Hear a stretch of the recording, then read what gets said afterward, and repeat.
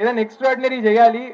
ఓక్రిడ్జ్కే కాదు, ఓక్రిడ్జ్ లో మా క్యాష్ అనేది ఓక్రిడ్జ్ లోపలనే జరిగే ఈవెంట్స్ లో ఆ ఫండ్స్ కలెక్ట్ చేస్తాం, ఎన్జిఓస్ కి ఇస్తాం.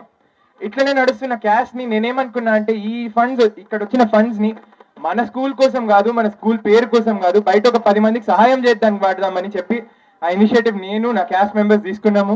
వీళ్ళందరూ కూడా నా క్యాష్ టీమ్ డే 1 నుంచి ఈ స్కూల్ వచ్చి నాతో ఎన్నోసార్లు వచ్చి తిరిగి చేసి మొత్తం ప్రతి ఒక్క క్లాస్ రూమ్ సర్వే చేసి ప్రతి ఒక్క స్టూడెంట్ తో మాట్లాడి మీకు ఇక్కడ ఏమేం కావాలి, పరిస్థితి ఎట్లుంది అన్ని కనుక్కొని ఆఖరికి డైనింగ్ హాల్ అనేది నాకు తెలుసు ఇక్కడ స్కూల్లో చాలా లిమిటెడ్ స్పేస్ ఉంది, అయినా కూడా పిల్లలకు ఒక డైనింగ్ హాల్ ఉండాలి. ఎందుకంటే క్లాస్ రూమ్లలో తినే వరకు ఏమైతుందంటే లోపల అంతా స్మెల్ అండ్ పురుగులన్నీ జమ అవుతున్నాయి.